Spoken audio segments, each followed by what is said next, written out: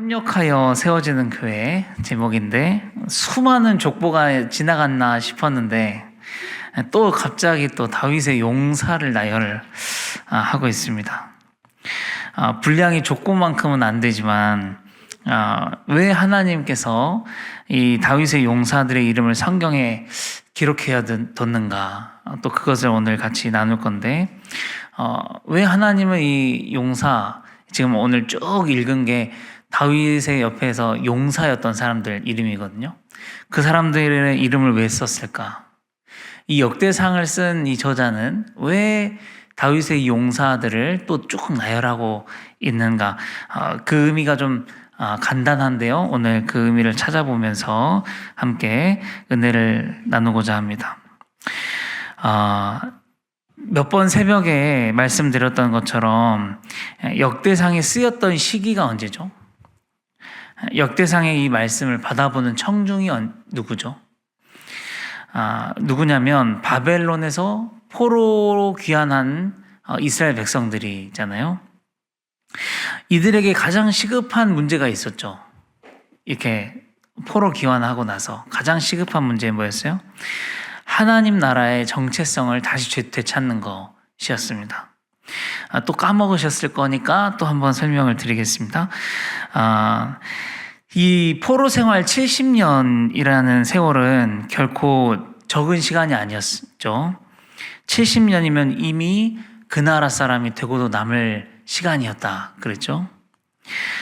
이미 그 나라 사람이 됐다는 건 뭐냐면 바벨론 사람들의 문화, 말, 생활 방식, 그리고 마인드, 먹는 습관, 일하는 습관, 행동하는 습관, 자는 습관까지도 완전히 바벨론화 되고도 남았을 시간이라는 거죠. 70년이.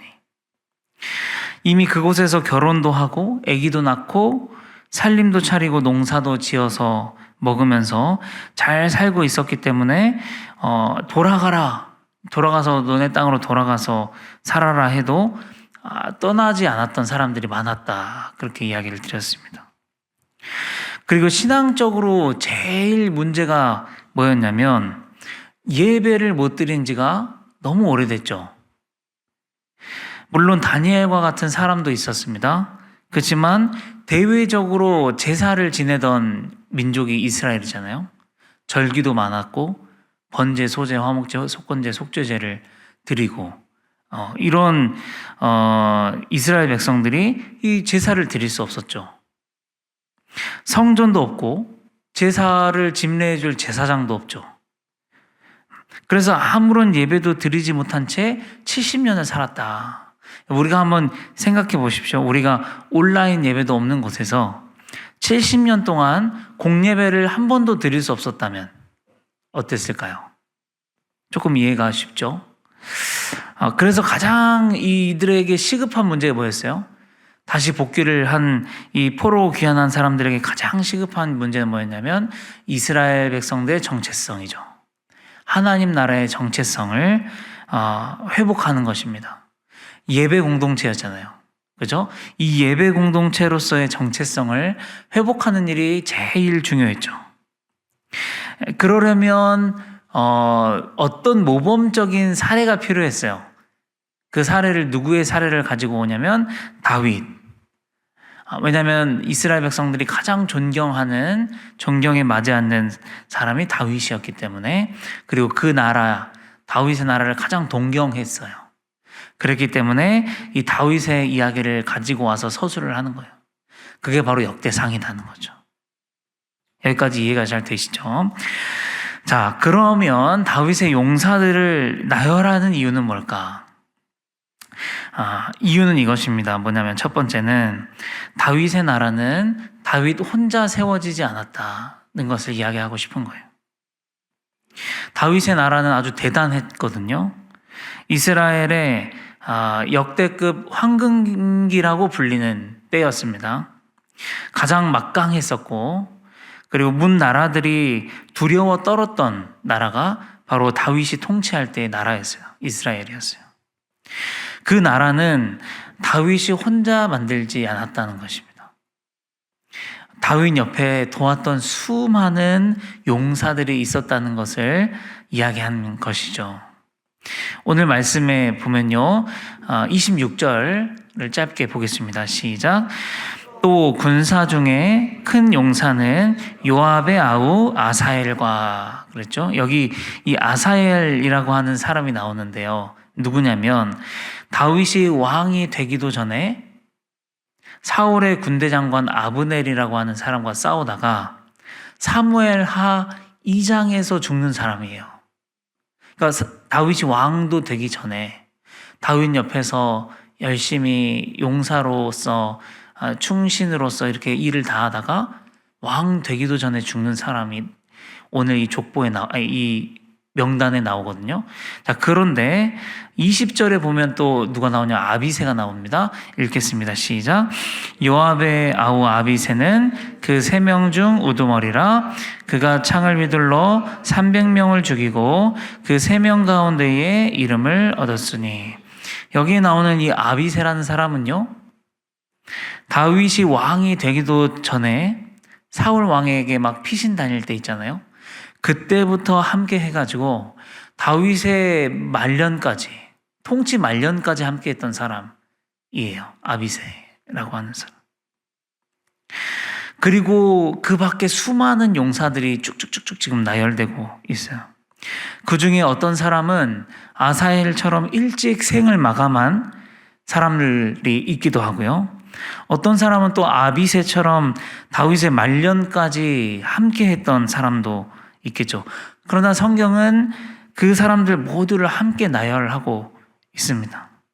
그러니까 대국공신, 뭐 엄청나게 공을 세운 사람만 이름이 명단이 있는 것이 아니고 다윗의 나라가 아직 세워지기 전의 사람들, 그 전에 죽었던 사람들도 함께 나열되는 거예요. 이게 뭘 의미하는 거예요?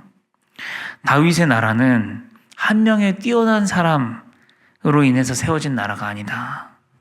하나님의 도우심 속에서 이 수많은 이름들이 함께 합력하여서 세워진 나라이라는 것을 이야기합니다. 그런가 하면요, 이 협력한 이름들 속에서 우리가 또 주목해야 할 몇 사람이 있습니다. 39절에 암본 사람 셀렉이라고 하는 사람이 나오고 41절에 보면 헷 사람 우리아가 나옵니다. 그리고 46절에 보면 모압 사람 이드마라는 사람이 나와요. 이 사람들의 특징은 뭐냐면 이방인입니다. 하나님의 나라, 다윗의 나라가 세워지는데 이스라엘 사람들로 세워진 줄 알았더니 아니더라고요. 그 안에는 이방인도 있더라고요. 자, 그러면 다시 질문으로 돌아와서 역대상의 이 기자가 왜 이런 이름들을 나열하고 있는가? 그거는 이유는 뭐냐면 여러분들도 협력해야 한다는 것입니다. 정체성을 지금 다시 회복해야 되죠. 신앙을 재건하는 일이 지금 급선무잖아요. 근데 그거를 혼자의 힘으로는 안 된다는 것입니다. 앞에서 진두지휘를 하는 리더들 뿐만이 아니라 함께 포로귀환한 당신들도 모두 자발적으로 이 적극적인 참여가 필요하다는 것이죠. 그 중에 이방인들도 있잖아요.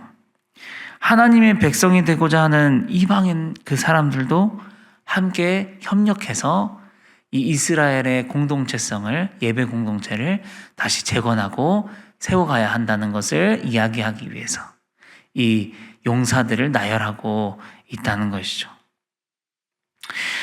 여러분, 오늘날 교회를 세워가는 것도 마찬가지입니다.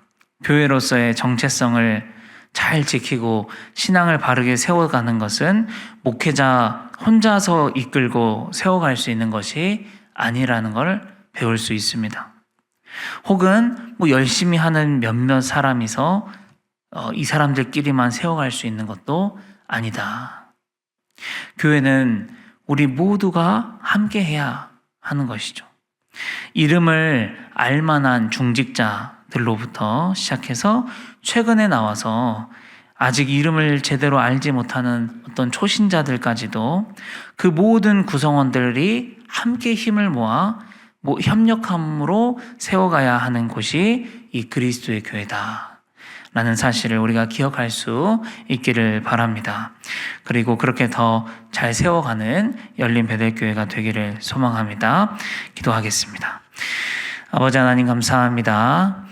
오늘 용사들의 이름의 나열을 통해서 또 하나님의 뜻을 배우게 하시니 감사합니다. 아버지, 주님의 교회는 어떤 한 사람이 세워갈 수 있는 것도 아니고 정말 열심을 가진 어떤 소수의 사람만이 세워갈 수 있는 것이 아니라 모두가 함께 세워가야 함을 또 오늘 말씀하여 주시니 감사합니다. 우리 모두 동참하여서 협력하여서 그리스도의 교회를 바르게 세워갈 수 있도록 아버지 인도하여 주시고 함께하여 주시옵소서. 예수님의 이름으로 기도합니다. 아멘.